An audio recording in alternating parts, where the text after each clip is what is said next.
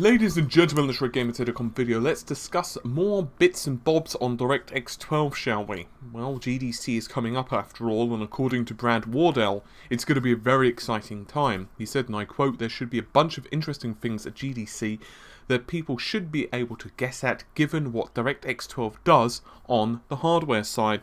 It's a bit of an open message, to say the least, but did prompt a number of users to question what he meant by that, and someone did ask him, is there more to the Xbox One than what we already know? And Brad did state, probably, we're learning new possibilities with these platforms, and obviously he's including the PS4 and possibly even the Wii U in that. Now, I would like to point out, I don't particularly think he's referring to like a hidden die inside the Xbox One or any of that jazz. I personally think he's referring to the actual feature sets that are already in the system. And a bigger question, Brad did admit that he's not really that much of an Xbox One coder. He's typically more of a PC guy, but obviously he does know some stuff about the X1. But what's quite interesting is we don't really know how the GPU of the Xbox One is really going to benefit from DX12. Brad has stated in previous tweets, and we've covered these extensively, that it's basically memory bandwidth problem he's really concerned with the X1. But that doesn't really mean anything, and obviously there are some questions on exactly what features are not going to be available on the DirectX 11.1 or 11.2 GPU inside the Xbox One. I'm basing that on the leaked SDK documents which state it's DX 11.1, and indeed it does seem that the GPU inside the Xbox One is based on, of course, the HD 7000 series from AMD, which is, of course, a DX11 GPU. So just how that's going to interact with DX12 is a bit of a question, to say the absolute least. But let's move on from console stuff just for a second. And he did state that if you're on a scale of 1 to 10, asked one user, how excited should we be for GDC and DirectX 12? He stated that as a PC developer, very excited. For consoles, not sure, haven't really followed that quite so closely. Moving on to performance side of things, this is specifically for PC. Obviously, we don't know how this is going to interact with the consoles, but he did state that DirectX 11 versus 12 on an unreleased GPU. As a bit of a note, someone did ask him, hey, could you provide a bit more specific information on the GPU, like maybe memory configuration or something like that? He said, sorry, I can't do that. Obviously, there are multiple candidates which that GPU could be, including NVIDIA's 980 Ti, possibly, although obviously we've had no real rumours of that, other than the fact we know it's most likely going to be released, and AMD's 300 series, which is another possibility, but obviously he can't say anymore, so we're just going to have to guess. For all we know, it could be an 8GB model of like the GTX 980 Ti or something, or just an overclocked model of the GTX 980 or something. Anyway, it's running on an 8-core CPU, so get this, DirectX 11 had 13 frames a second, which you might say, well, hey, that's not bad. I mean, what's it compared against? What's DirectX 12 going to get, 20 maybe, 23?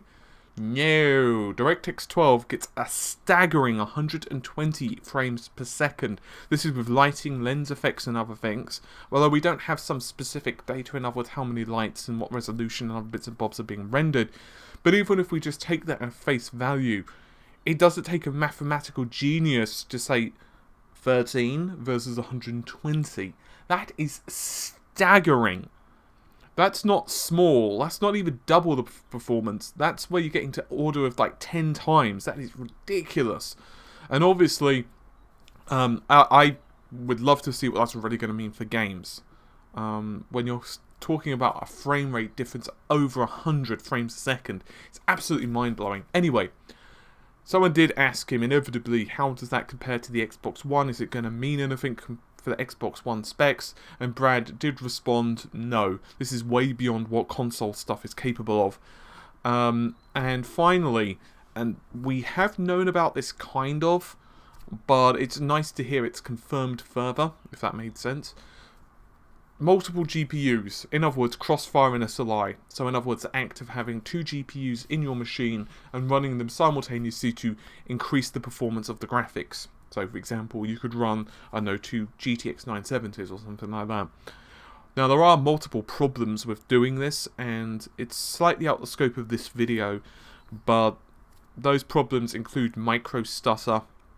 There have been measures to improve that, but it still exists. Some games don't scale as well as what they should, particularly those games that aren't really optimized for multi-core rendering, and also other problems such as the GPUs don't really share data properly when it comes to the frame buffer, and thus, just to give you an example, if you're SLIing two cards that have 2 GB of RAM, one of the primary mistakes, if you will, is everyone says, oh, I've got 4 gigs of RAM, I've got 4 gigs of graphics card memory.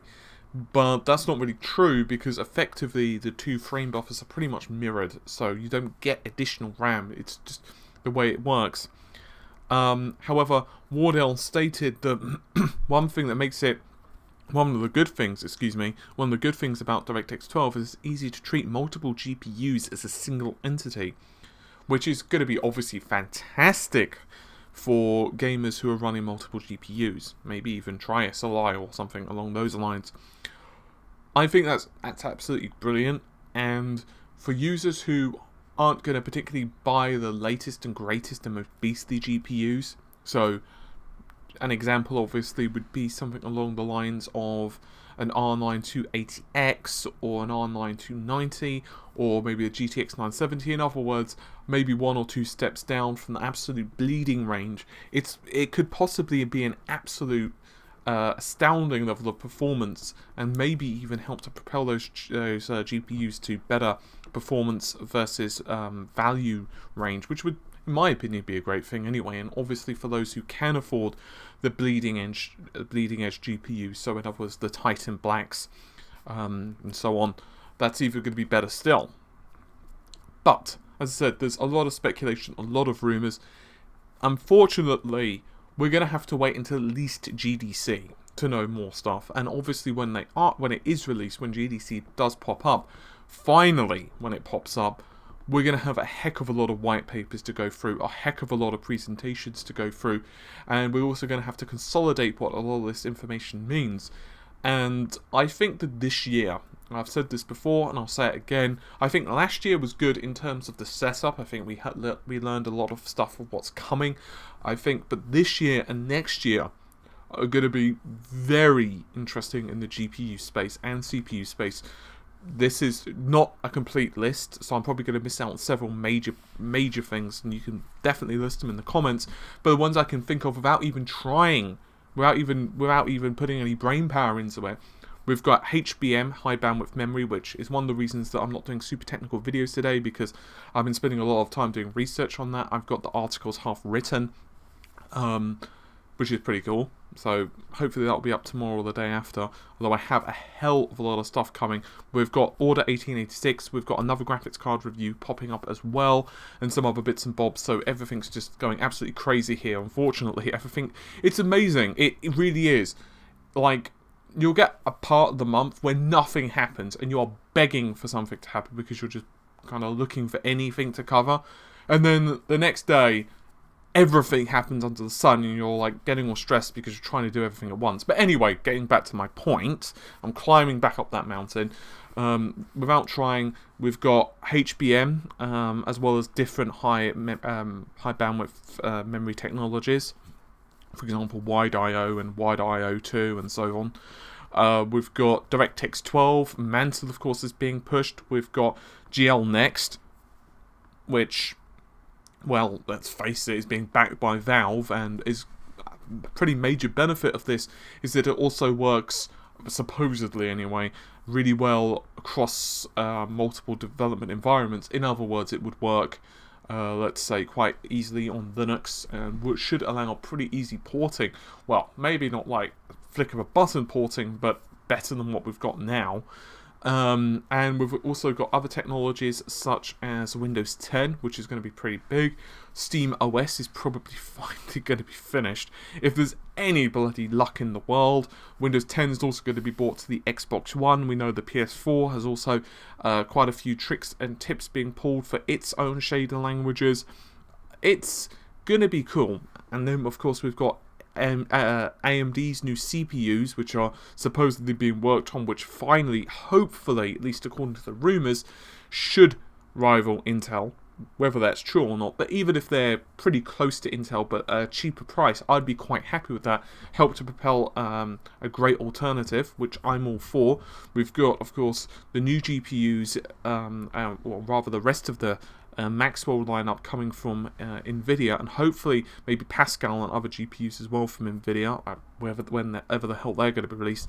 And this year we've got the 300 range from AMD, which hopefully, from what I'm hearing from the rumours and speculation and the industry whispers and all of that crap, they're going to be very fast.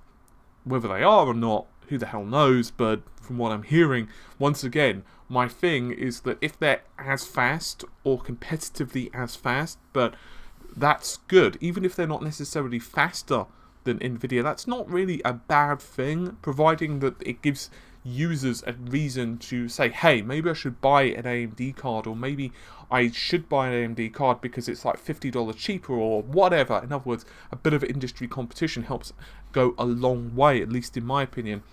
And there are dozens of other different cool things that are coming out, including improvements to coding and artificial intelligence, and obviously we've got cloud computing, which is starting to move along quite a bit, and for mobile we've got low power DDR4, and also of course PCs are starting to move towards low DDR4 as well.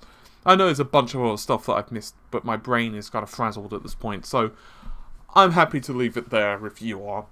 You are fantastic, my friends. Anyway, I are going to leave, and I are going to edit many things, and I are going to cry as I wait for export times, but hopefully you've enjoyed the video. I'll see you soon. Take care. Bye for now.